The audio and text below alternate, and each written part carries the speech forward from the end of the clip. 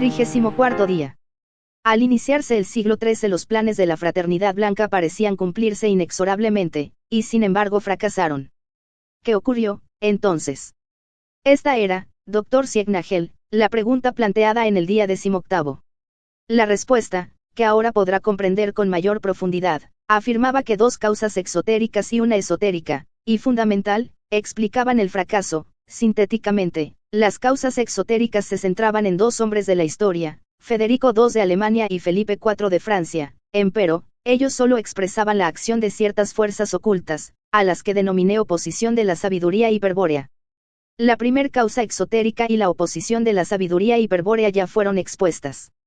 Faltaría ahora, para completar la explicación, mostrar cómo el Circulus Dominicanis aplica el golpe de gracia a la estrategia enemiga dirigiendo contra sus planes los actos de Felipe IV de Francia, la segunda causa exotérica. En 1223 moría Felipe II Augusto, un rey anestesiado por los Golem, que permaneció indiferente durante la cruzada contra los cátaros y permitió la consolidación de la Orden del Temple en Francia. Le sucedería Luis VIII el León, monarca física y espiritualmente débil, que participaría en 1226 de la Segunda Cruzada contra los cátaros y moriría ese mismo año. Desde entonces, y hasta 1279, gobierna Luis IX el Santo, quien deja definitivamente zanjada la cuestión del Languedoc al incorporar todos los territorios a la corona de Francia por el casamiento, obligado, de la única hija del conde de Tolosa con su hermano Alfonso de Poitiers.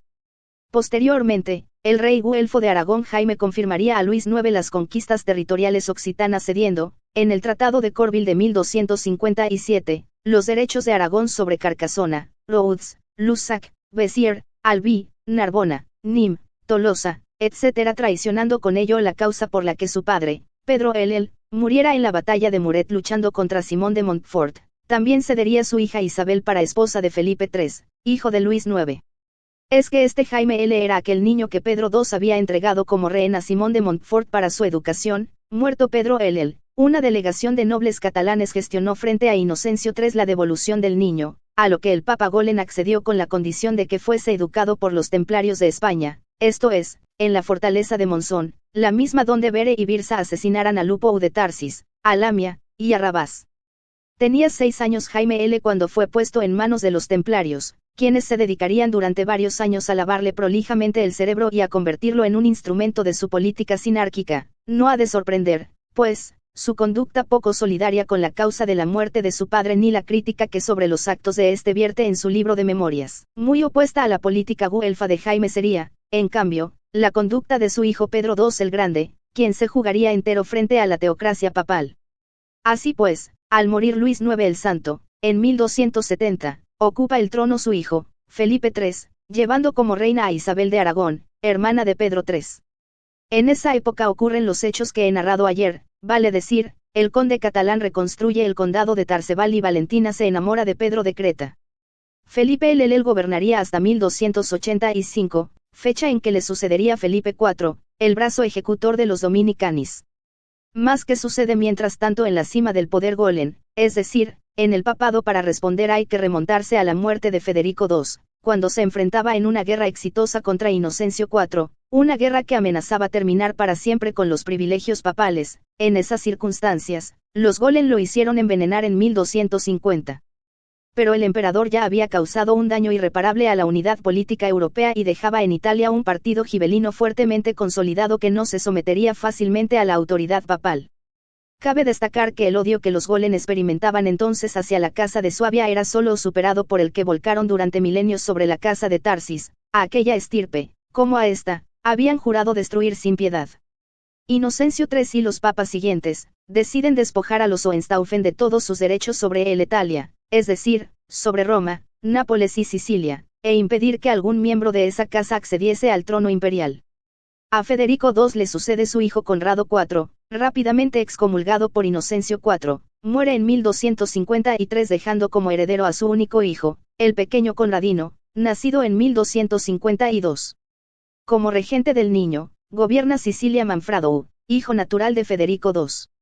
Excelente general, este rey continúa la guerra emprendida por su padre contra el papado Golem, recibe 3 excomuniones de Urbano IV, arma terrible de la época pero que no hace mella en el poderoso ejército sarraceno que ha formado. Manfredo vence en todas partes y amenaza concluir la obra purificadora de Federico II, y para desventura de Urbano IV, casa a su hija Constanza con el infante Pedro de Aragón, es decir, con el futuro rey Pedro III. Es entonces cuando los Golen deciden realizar una maniobra ambiciosa, que sería inicialmente exitosa pero que finalmente causaría la ruina de sus planes. Intentan reemplazar a la Casa de Suabia de Alemania por la Casa de los Capetos de Francia en el papel de ejecutora de los planes de la jerarquía blanca. Pese a lo que se diga, el plan no era descabellado pues, particularmente fortalecidos, pero a su vez divididos por el carácter feudal de sus estados, los señores territoriales alemanes podían ser fácilmente debilitados en sus aspiraciones imperiales. De hecho, el interregno, el periodo actual en el que no existía acuerdo para elegir al rey de Alemania, podía mantenerse indefinidamente. Sería esa, entonces, la ocasión de apoyar al rey de Francia y asignarle el papel que en un tiempo se le confió a Federico el.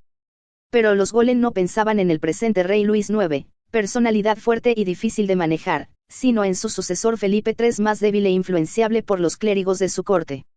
Urbano IV ofrece el trono de Sicilia a Luis IX, pero el rey de Francia no acepta pues considera legítimos los derechos de la Casa de Suabia. Quien sí acepta es su hermano Carlos de Anjou, conde de Provenza. Este caballero, héroe de las cruzadas, quiere ser rey como sus hermanos y acepta convertirse en verdugo de la Casa de Suabia.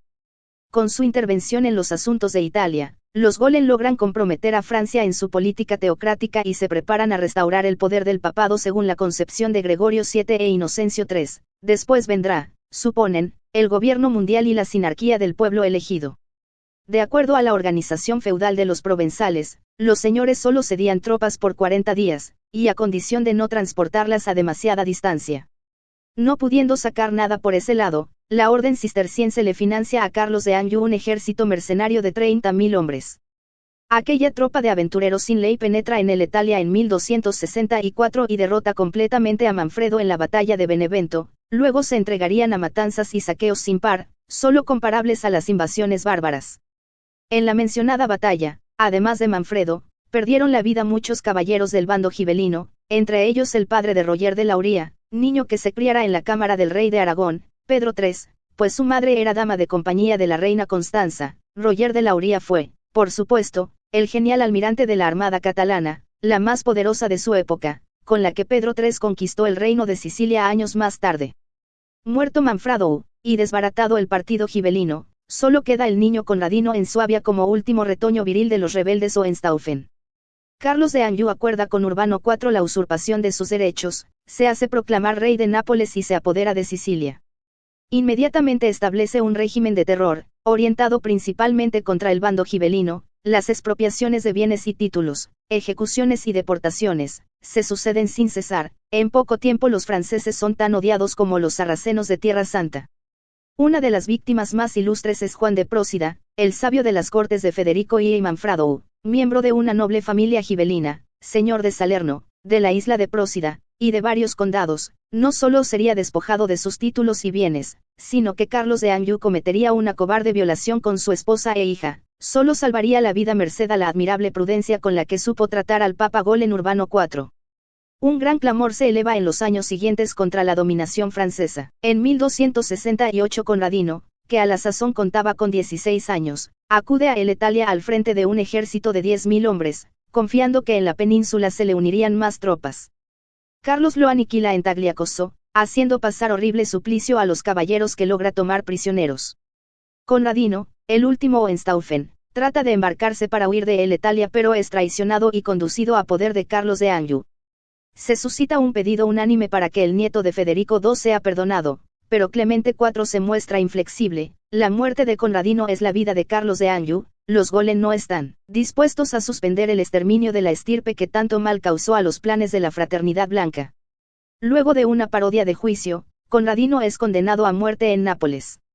Antes de entregar la cabeza al verdugo, el niño demuestra su gallardía mediante un gesto que significará, a corto plazo, la virtual derrota de Carlos de Anjou. Se quita un guante y lo arroja a la multitud que ha venido a observar la ejecución, mientras grita: desafío a que un verdadero caballero de Cristo vengue mi muerte a manos del anticristo. Un instante después es decapitado ante la presencia de Carlos de Anjou, el legado papal, numerosos cardenales y obispos, y decenas de Golen que no pueden ocultar su regocijo por la extinción del linaje de los Hohenstaufen. En ese momento solo quedaba vivo el rey de Cerdeña Enzo, hijo de Federico II, pero prisionero de por vida en un castillo de Boloña desde 1249, quien sería prontamente envenenado para mayor seguridad.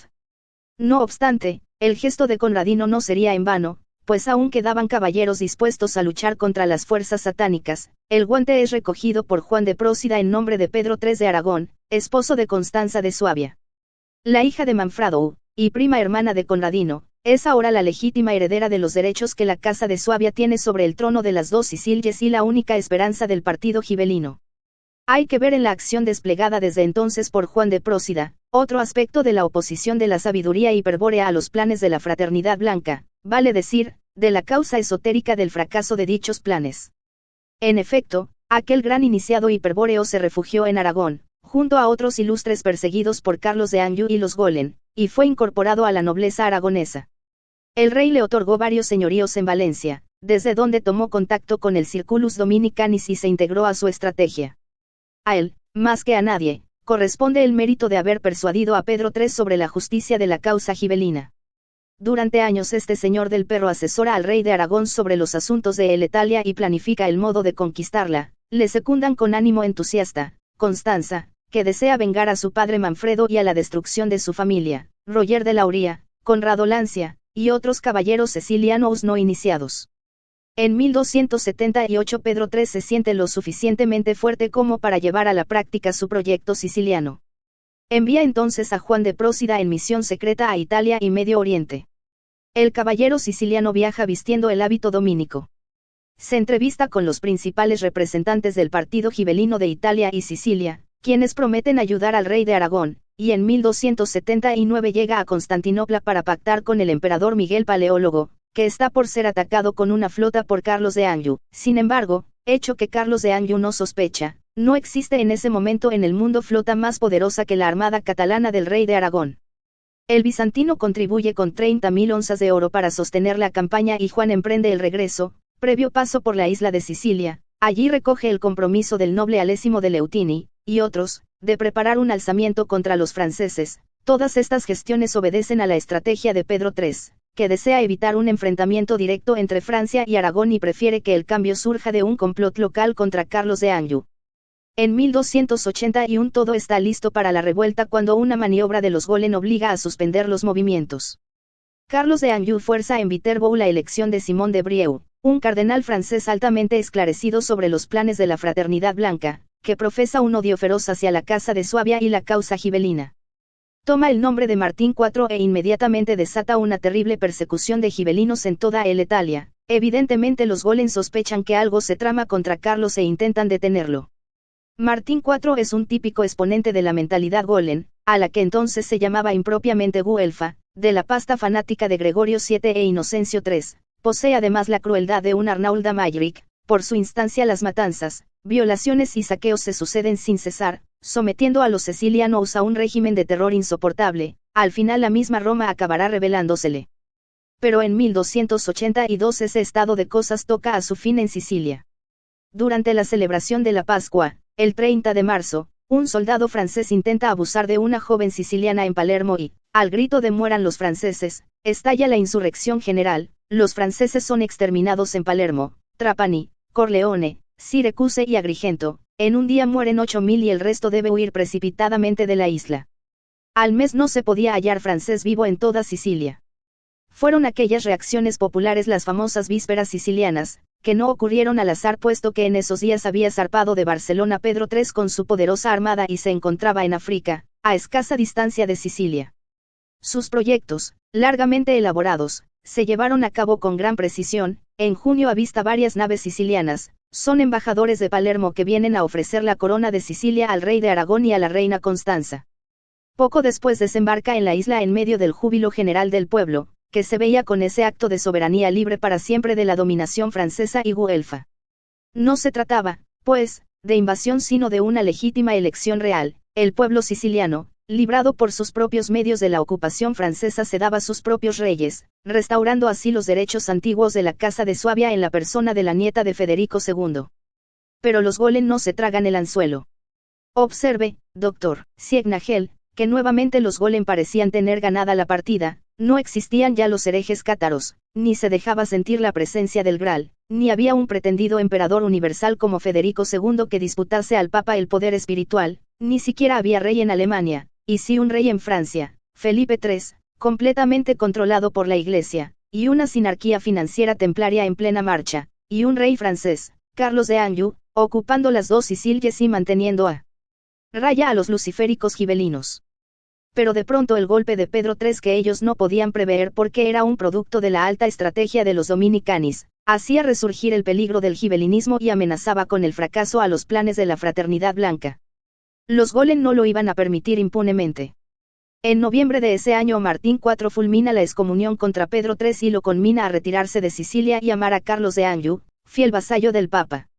Ante la indiferencia del aragonés repite la excomunión en enero y marzo de 1283, preparando la mano para asestar a este una puñalada por la espalda. En la última bula, en efecto, afirma que el reino de Aragón es vasallo del Papa por compromiso de Pedro II, el abuelo de Pedro III muerto en la batalla de Muret, y que el pontífice tiene la facultad de nombrar como rey a quien mejor le pareciere, quita pues la corona al excomulgado aragonés y priva de los sacramentos de la Iglesia a los pueblos y lugares que le obedecieren. El plan Golen consistía en librar una lucha a muerte contra Pedro III y ensanchar el dominio de Francia a costa del de Aragón. Sería el paso previo para que un rey de la Iglesia fuese elevado al trono de un gobierno mundial, apoyado por la sinarquía financiera templaria, y preparase los medios para instaurar la sinarquía universal. En ese plan, evidentemente, los Golen subestiman a Pedro III. En verdad, todos se equivocan con el aragonés pues ignoran la fuerza espiritual que ha desarrollado por influencia de Juan de Prósida y los dominicanis. Mas este pronto da muestras de poseer un valor a toda prueba, una intrepidez sin límites, una lealtad inquebrantable hacia los principios de la sabiduría hiperbórea, esto es, a la herencia de la sangre pura de su estirpe, que le concede el derecho divino de reinar sin pedirle cuenta a nadie más que a sí mismo, y un monolítico sentido del honor, que le dicta su espíritu, y que lo impulsa a luchar hasta la muerte por su ideal, sin claudicar jamás. Formidable enemigo es el que han desafiado esta vez los Golen. La puñalada por la espalda significaba comprometer al reino de Aragón en una guerra con Francia, lo que Pedro III justamente procuraba evitar. Creen los Golen que la presencia de Pedro III en Aragón dejará la plaza de Sicilia libre a Carlos de Anjou para consumar una nueva ocupación, pero la isla, protegida por la armada catalana, se ha convertido en una fortaleza inexpugnable. Pedro III se retira tranquilamente a Aragón en 1283 dejando la defensa en manos del temerario y afortunado almirante Roger de Lauria. Carlos de Anjou posee la segunda flota importante del Mediterráneo, financiada por la Orden Cisterciense de Provenza, por el Reino de Nápoles, y por el Papa, pero no acierta a plantear una táctica coherente para enfrentar a Roger de Lauria, quien en sucesivos choques la irá destrozando inexorablemente. Luego de hundir algunas naves y capturar otras, se apodera de las islas de Malta, Gozo y Lipari, después se dirige a Nápoles y tiende una celada a los franceses mostrando solo una parte de su escuadra. Carlos de Anjou está ausente y su hijo, Carlos el Cojo, príncipe de Salerno, decide responder al desafío pensando en una fácil victoria. Se lanza entonces en persecución de los catalanes con todas las galeras disponibles, chocando a poco con el resto de la armada enemiga. Fue aquella la más importante batalla naval de la época, en la que Roger de Lauria echó a pique gran número de galeras francesas, capturó otras tantas, y solo muy pocas lograron escapar. Esta suerte no tuvo la nave capitana, que fue capturada por Roger en persona y en la que se encontraban Carlos el Cojo, Jacobo de Brusón, Guillermo Estendaro, y otros valerosos caballeros provenzales e italianos. El hijo de Carlos de Anjou es llevado prisionero a Sicilia, donde todos reclaman su ejecución en venganza por la muerte de Conradino. Sin embargo, oh misterio de la nobleza espiritual hiperbórea, es la reina Constanza quien lo salva y manda que lo confinen en Barcelona. Días después de la derrota de su hijo llega Carlos de Anjou a Gaeta mas no se atreve a atacar a los españoles. Esa indecisión es aprovechada por Roger para asolar la guarnición de Calabria y hacerse de varias plazas continentales. En corto tiempo Sicilia dispone de un gobernador en Calabria que amenaza, ahora por tierra, el dominio francés de Nápoles. Mas, cuando Carlos se decide enviar el resto de su armada a las costas de Provenza, para apoyar el avance del rey de Francia, sus naves son tomadas entre dos fuegos frente a Saint-Paul y derrotadas completamente por Roger de Lauria. Ese desastre, que costó 7.000 vidas francesas, representó el fin del poderío naval napolitano de Carlos de Anjou. A todo esto, Martín IV descarga en 1284 el golpe que, piensa, será mortal para el aragonés. Mediante una bula ofrece las investiduras de Aragón, Cataluña y Valencia al rey de Francia para uno de sus hijos no primogénito. Acepta Felipe III en nombre de su hijo Carlos de Valois y se apresta a invadir Aragón. La gigantesca empresa guerrera será financiada ahora por toda la Iglesia de Francia, y, como en tiempo de los cátaros, Martín IV publica una cruzada contra el excomulgado rey de Aragón. Las órdenes benedictinas, cluniacense, cisterciense y templaria, agitan a Europa entera llamando a combatir por Cristo, a cruzarse contra la abominable herejía gibelina de Pedro III. Pronto Felipe III, que es también rey de Navarra, reúne en ese país un ejército integrado por 250.000 infantes y 50.000 jinetes, formado principalmente por franceses, picardos, tolosanos, lombardos, bretons, flamencos, borgoñones, provenzales, alemanes, ingleses, etc. Con el concurso de 4 monjes tolosanos que revelan a Felipe III un paso secreto por los Pirineos, los cruzados invaden Cataluña en 1285. Rodeando al rey, y animándolo permanentemente, van los principales golems cistercienses, que consideran esa guerra cuestión de vida o muerte para sus planes de dominación mundial. Difícilmente aquel rey, que en modo alguno merecía el apodo de El Atrevido, se hubiese lanzado a la aventura de la cruzada sin la insistencia sostenida de Martín IV y la presión de los golem franceses. El legado papal advierte a Pedro III que debe obedecer al pontífice y entregar sus reinos al rey de Francia, a lo que el aragonés responde: es fácil tomar y dar reinos que nada han costado.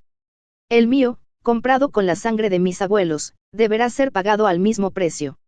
En Cataluña la resistencia se torna encarnizada, todas las clases sociales apoyan a Pedro III en lo que se presiente como una guerra total. Los caballeros aragoneses, los infalibles ballesteros catalanes, los feroces guerreros almogávares, los sirvientes y combatientes del pueblo, detienen, hostilizan e infligen permanentes derrotas a los cruzados. Al fin, una epidemia termina por desmoralizarlos y optan por retirarse a los Pirineos. Pero en el collado de Panisa los está esperando Pedro III, que se ha adelantado a cortarles el paso, y se libra durante 2 días la gran batalla. El ejército francés resulta aniquilado, de los 300.000 cruzados solo 40.000 regresan vivos, el rey Felipe III muere en la campaña y a Francia le será imposible ya la conquista de Aragón. Es en estas circunstancias que accede al trono de Francia Felipe IV, el Hermoso.